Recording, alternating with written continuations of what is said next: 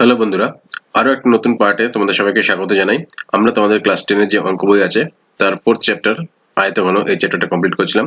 এর আগে অলরেডি আমরা দুটো পার্ট করে ফেলেছি। সেখানে আমরা আয়তঘন এবং ঘনক সম্পর্কে ডিটেইলসে ধারণা নিয়ে আলোচনা করেছি। সেখানে আমরা দেখেছি তাদের কি করে সমগ্র তলের ক্ষেত্রফল বের করতে হয়, কি করে আয়তঘন এবং ঘনকের আয়তন বের করতে হয়, কি করে তাদের কর্ণের দৈর্ঘ্য বের করতে হয়, এবং তারপরে আমরা কোষে দেখি 4 এর অঙ্কগুলো সমাধান করছিলাম।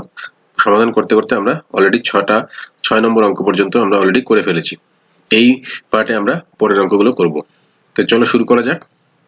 ভিডিওটি প্রথম থেকে শেষ অবধি দেখো, এবং যদি তোমার অঙ্কগুলো বুঝতে সাহায্য হয়ে থাকে তাহলে অবশ্যই আমার ভিডিওটিকে লাইক করো এবং আমাদের চ্যানেলটিকে সাবস্ক্রাইব করো, যাতে তোমরা অন্যান্য চ্যাপ্টারের ভিডিওগুলো খুব সহজে দেখতে পারো, এবং তোমাদের বন্ধু বান্ধবকেও বলো এই চ্যানেলটিকে সাবস্ক্রাইব করার জন্য। চলো শুরু করা যাক। আজকে আমরা করবো 7 নম্বর অঙ্কটা থেকে। 7 নম্বর অঙ্কটা কি বলেছে না, একটি ঘনকের ধারগুলির দৈর্ঘ্যের সমষ্টি 60 সেন্টিমিটার হলে ঘনকটির ঘনফল হিসাব করে লিখি। দেখো, একটা ঘনক আছে, এর ধারগুলি এর আগে আমরা ডিটেলসে আলোচনা করছি যে ঘনকের কটি ধার হয় না। ঘনক বা আয়তঘনের ধার হচ্ছে, ঘনকের ধার বা প্রান্তিকের সংখ্যা হচ্ছে 12টি, তাই তো? আমরা এর আগেই আলোচনা করেছি। তাহলে এর ধারগুলোর দৈর্ঘ্যের সমষ্টি বলেছে। তাহলে ধরি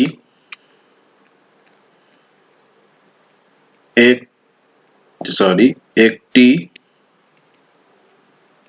ধারের দৈর্ঘ্য a একক, ঠিক আছে? এখানে a একক একটি ধার, অতএব আমি বলতে পারি যে 12টি ধারের সমষ্টি বা মোট দৈর্ঘ্য হবে 12a একক, বা এখানে আমি 12a সেন্টিমিটারও ধরতে পারি, a সেন্টিমিটারও ধরতে পারি। তাহলে আমি ধরলাম এটা একক না ধরে এটাকে ধরলাম আমি সেমি, ঠিক আছে? তাহলে 12টি হলো 12a সেমি। তাহলে অতএব শর্ত অনুসারে আমি বলতে পারি যে 12a ইকুয়ালস টু হচ্ছে 60, বা এখান থেকে আমি বলতে পারি a ইকুয়ালস টু হচ্ছে 60/12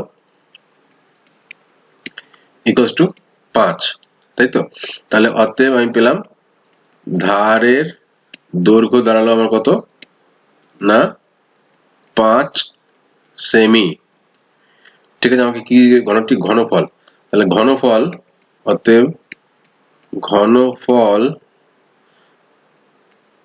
a কিউব ঘন সেমি, বা এখান থেকে আমি বলতে পারি a কিউব মানে হচ্ছে 5 কিউব ঘন সেমি, বা 5 কিউব করলে দাঁড়ায় 125 ঘন সেমি। অর্থাৎ আমি পেলাম আয়তন 125 ঘন সেমি। পরের অঙ্কটা কি বলেছে, যদি একটি ঘনকের 6টি পৃষ্ঠতলের ক্ষেত্রফলের সমষ্টি 216 বর্গ সেন্টিমিটার হয়, অর্থাৎ এটা সমগ্র তলের ক্ষেত্রফল, তবে ঘনকটির আয়তন কত হিসাব করে লিখি। তাহলে দেখো, আমি একটা ঘনক পেয়েছি, এই ঘনকের বলে দিচ্ছে 216 বর্গ সেমি হচ্ছে সমগ্র তলের ক্ষেত্রফল। তাহলে আমি আগের অঙ্কটার মতো লিখবো, ধরি একটি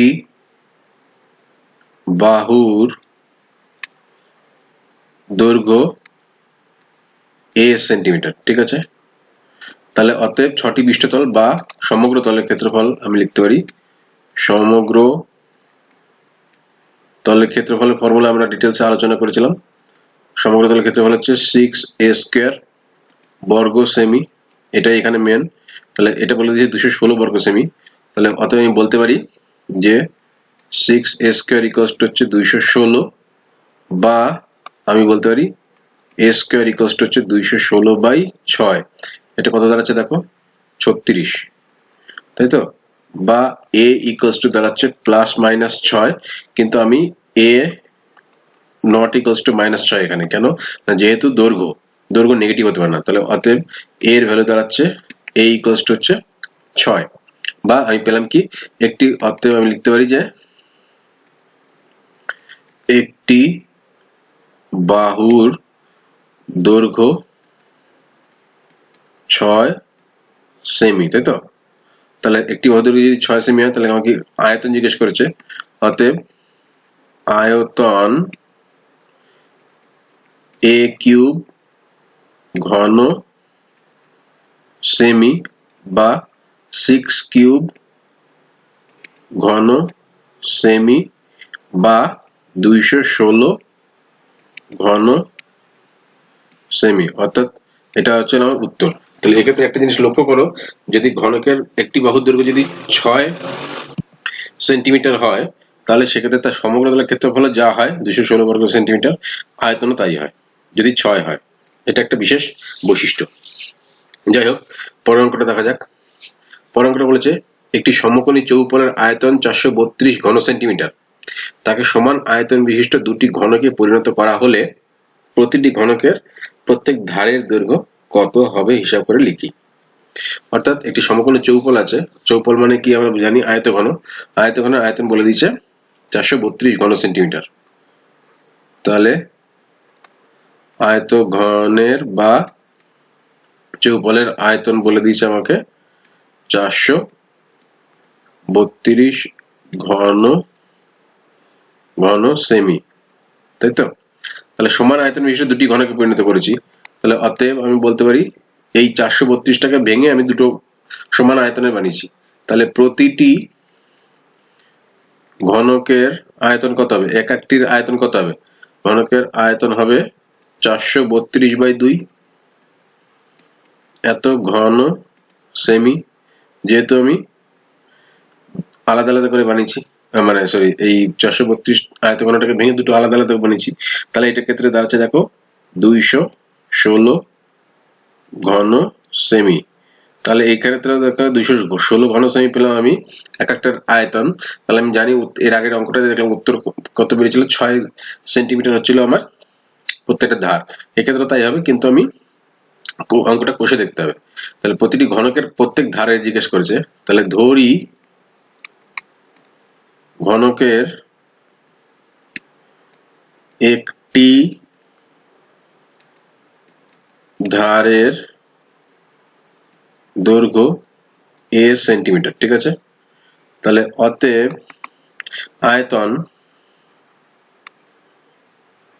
আয়তনটা কত দাঁড়াবে, a কিউব ঘন সেন্টিমিটার, তাই তো? তাহলে অতএব আমি বলতে পারি যে a কিউব ইকুয়ালস টু দাঁড়াচ্ছে আমার 216, বা এখান থেকে a ভ্যালু দাঁড়াচ্ছে 6। তাহলে অতএব আমি বলতে পারি যে 216 কি ঘনমূল করলে 6 পাবো। তাহলে অতএব প্রতিটি ধারের দৈর্ঘ্য 6 সেন্টিমিটার, এটা হচ্ছে আমার উত্তর। ঠিক আছে, নিশ্চয়ই বোঝা গেল। পরের অঙ্কটা দেখা যাক। দেখো 10 নম্বর অঙ্কটা ভালো অঙ্ক। কি বলেছে, একটি ঘনকের প্রতিটি বাহুকে 50% কমানো হলো, মূল ঘনক ও পরিবর্তিত ঘনকের ঘনফলের অনুপাত কি হবে হিসাব করে লিখি। ঠিক আছে, দেখো এরকম একটা বড় ঘনক আছে, এর প্রত্যেকটা বাহুকে 50% কমেছে, মানে কি অর্ধেক করা হয়েছে। 50% কমানো মানে কি অর্ধেক করা হয়েছে। তাহলে বলছে মূল ঘনক, অর্থাৎ এই ঘনকের যা আয়তন আর এই ঘনকের যা আয়তন তাদের অনুপাতটা কি হিসাব করে লিখি। তাহলে আমি লিখবো, ধরি প্রথম ঘনকের প্রতিটি বাহু, দেখো আমি এখানে a ও নিতে পারি, কিন্তু এখানে a কে 50% কমালে তখন a/2 হয়ে যাবে। তাহলে এর আমার আয়তন বের করতে ভগ্নাংশে আসবে। তাহলে আমি কি করব, আমি প্রথমে এটাকে 2a ধরে নিই। তাহলে প্রথম ঘনকের প্রতিটি বাহু 2a একক, ঠিক আছে? তাহলে অতএব আয়তন বের করতে বলেছে, তাহলে আয়তন এটাকে আমি নাম দিলাম v1 আয়তনটাকে, ঠিক আছে? ইকুয়ালস টু দাঁড়ালো 2a তার হোল কিউব ঘন একক, বা 8a কিউব ঘন একক, ঠিক আছে? প্রথমটার এইটার আয়তন দাঁড়ালো। আমাকে এবার দ্বিতীয়টার, তাহলে দ্বিতীয় ঘনকের বাহু কত হবে না, 50% কমেছে যখন, তাহলে 2a ইন্টু 50/100 এত একক, এটা ক্যালকুলেশন করে দেখো 50 দুগুণী 100, তাহলে এ একক হচ্ছে, তাই তো? অর্থাৎ 50% মানে হচ্ছে 50 অর্ধেক, তাহলে 2 এর অর্ধেক হচ্ছে এ একক। তাহলে অতএব আয়তন, এটার নাম দিলাম V2। কেন দিলাম? তার কারণ আমি আয়তন অনুপাত বের করতে বলেছে। এটা ইকুয়ালস টু হয়ে যাবে কত? তাহলে a কিউব ঘন একক, তাই তো? তাহলে অর্থাৎ মূল ঘনক আর পরিবর্তিত ঘনকের ঘনফলের অনুপাত বলেছে। তাহলে অতএব সেটা হচ্ছে V1:V2, এটা আমাকে বের করতে বলেছে।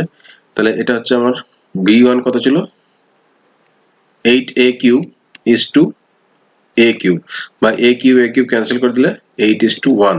অর্থাৎ যদি আমি বাহুটাকে 50% কমিয়ে দিই তাহলে সেক্ষেত্রে ঘনফলটা কত হবে? 8 ভাগের 1 ভাগ হয়ে যাবে আমার। তাহলে এটা হচ্ছে আমার উত্তর। তাহলে অতএব মূল ঘনক ও পরিবর্তিত ঘনকের ঘনফলের অনুপাত হচ্ছে 8:1। ঠিক আছে, নিশ্চয়ই বোঝা গেল।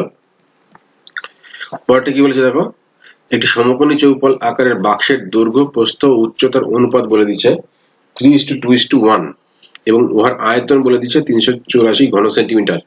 তাহলে বাক্সটি সমগ্র তলের ক্ষেত্রফল কত হবে হিসাব করে লিখি।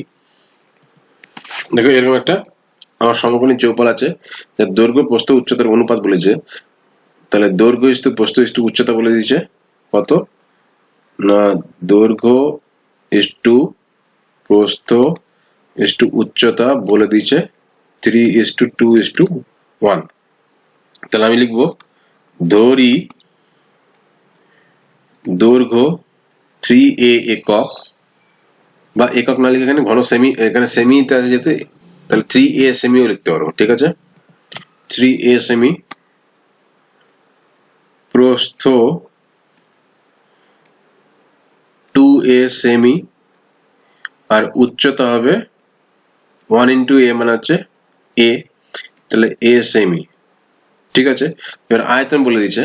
তাহলে আয়তন আমরা জানি চৌপলের আয়তন হচ্ছে দৈর্ঘ্য ইন্টু প্রস্থ ইন্টু উচ্চতা, তাই তো?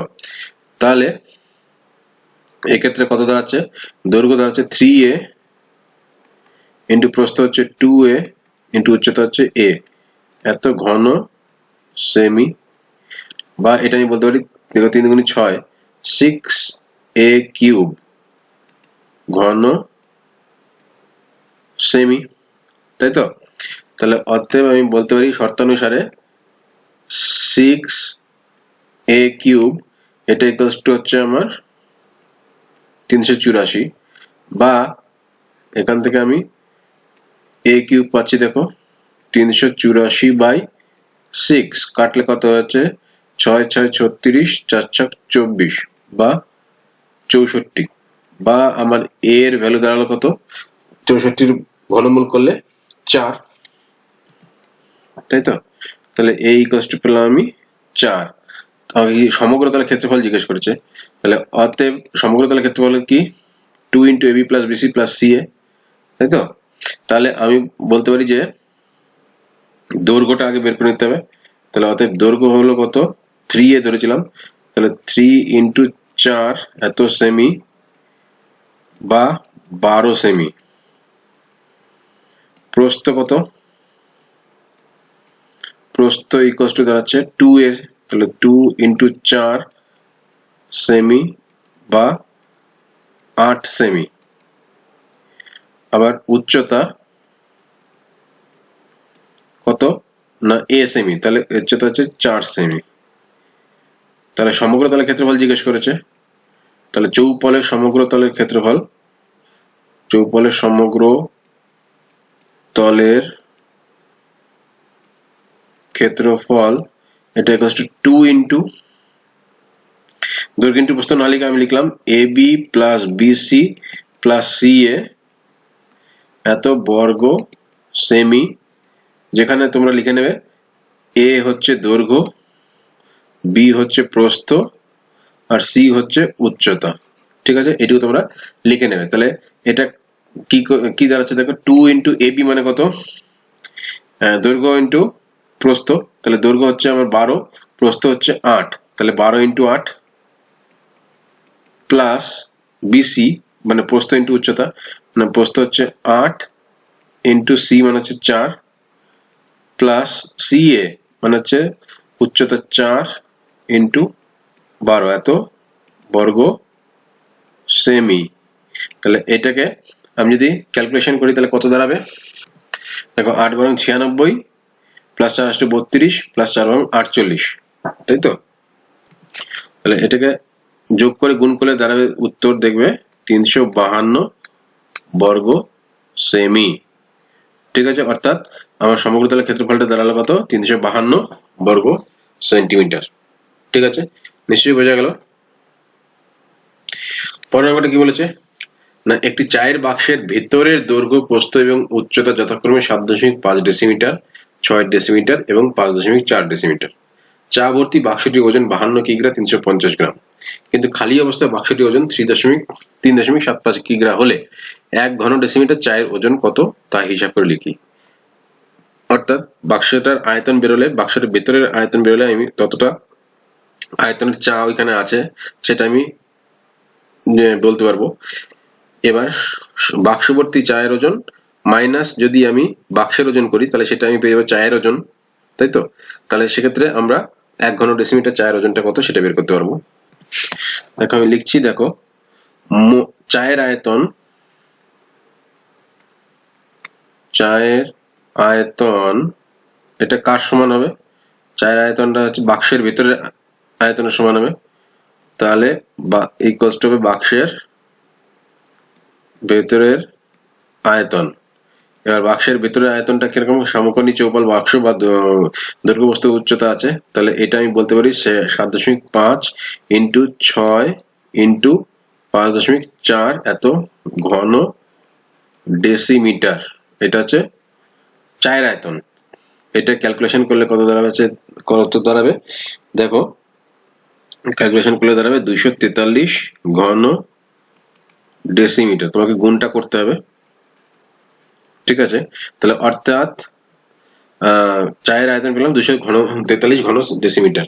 এইবার চা ভর্তি বাক্সটির ওজন বলে দিচ্ছে 52 কিগ্রা 350 গ্রাম, আর খালি অবস্থায় বাক্সটির ওজন বলে দিচ্ছে 3.75 গ্রাম, সরি কিগ্রাম। তাহলে আমি বলতে পারি যে অতএব 243 ঘন ডেসিমি চায়ের ওজনটা কি দাঁড়াচ্ছে? ওজন ইকুয়ালস টু কি দাঁড়াচ্ছে? দেখো ভর্তি বাক্সের ওজন, চা ভর্তি বাক্সের ওজন মাইনাস শুধু বাক্সের ওজন। তাহলে চা ভর্তি বাক্সের ওজন মাইনাস যদি বাক্সের ওজন করি তাহলে আমি পেয়ে যাবো চায়ের ওজন, তাই তো? তাহলে এই ভর্তি বাক্সের ওজন মানে কি? চায়ের ওজন প্লাস বাক্সের ওজন আছে এখানে, সেখান থেকে যদি আমি বাক্সের ওজনটা বাদ দিয়ে দিই তাহলে শুধু আমি চায়ের ওজনটা পেয়ে যাবো। তাহলে ভর্তি বাক্সের ওজন কত না 52.35, তাই তো? মাইনাস বাক্সের ওজন কত? বাক্সের ওজন হচ্ছে 3.75 এত কিগ্রা, বা এটাকে যদি আমি বিয়োগ করি তাহলে বিয়োগটা পেয়ে যাব 48.6 কিগ্রা। বিয়োগটা নিশ্চয়ই করে দেখানোর দরকার নেই, তোমরা এইটুকু করতে পারবে। তাহলে 48.6 কিগ্রা, তাই তো? তাহলে অতএব আমি বলতে পারি যে 243 ঘন ডেসিমি চায়ের ওজন 48.6 কিগ্রা, তাই তো? তাহলে অতএব আমাকে জিজ্ঞেস করছে 1 ঘন ডেসিমিটার চায়ের ওজন কত। তাহলে 1 ঘন ডেসিমিটার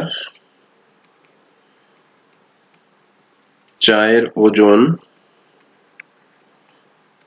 48.6 ডিভাইডেড বাই 243 এত কিগ্রা। নিশ্চয়ই বোঝা গেল। তাহলে এটাকে যখন কাটাকাটি করবো তাহলে এটাকে কাটাকাটিটা দেখে দিচ্ছি আমি। তাহলে এটা দেখো 48.6 আছে, এটাকে আমি কি করে গ্রামে করে নিচ্ছি, ঠিক আছে? তাহলে 486 ইন্টু 100 হয়ে গেল। কেন 100?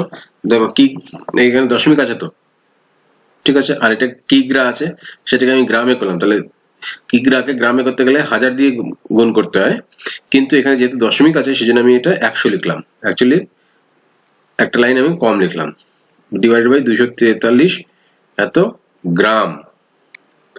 ঠিক আছে, তাহলে এবার দেখো 243 দুগুণী 486, তাহলে 2 ইন্টু 100 মানে হচ্ছে 200 গ্রাম, অর্থাৎ 1 ঘন ডেসিমিটার চায়ের ওজন হচ্ছে 200 গ্রাম। নিশ্চয়ই বোঝা গেল? যদি কোনো অসুবিধা থাকে ভিডিওটা পজ করে আরেকবার দেখে নাও, তাহলে বুঝতে আর কোনো অসুবিধা হবে না। তাহলে এই ভিডিওতে আপাতত এই অবধি করা থাকলো অঙ্ক 12 অবধি। আশা করি এই অঙ্কগুলো তোমাদের বুঝতে আর কোনো অসুবিধা নেই। যদি অঙ্কগুলো বুঝতে তোমাদের সাহায্য করে থাকতে পারি তাহলে অবশ্যই আমাদের চ্যানেলটিকে সাবস্ক্রাইব করো। আমাদের চ্যানেলের নাম হচ্ছে মাধ্যমিক ম্যাথ ক্লাস 10, এবং সাবস্ক্রাইব করার সঙ্গে সঙ্গে বেল আইকনটা অবশ্যই ক্লিক করো, যাতে ভবিষ্যতে আমি যে ভিডিওগুলো দেবো সেগুলো তোমরা খুব সহজেই দেখতে পারো। আমাদের এই চ্যানেলে তোমরা মাধ্যমিকের সমস্ত ইংরেজি এবং অঙ্কের সমস্ত সলিউশন পাবে, যেগুলো দেখে তোমরা মাধ্যমিকের প্রস্তুতি খুব ভালোভাবে নিতে পারো। এই ভিডিওতে আপাতত এই পর্যন্তই, পরের ভিডিওতে তোমাদের সঙ্গে আবার দেখা হবে।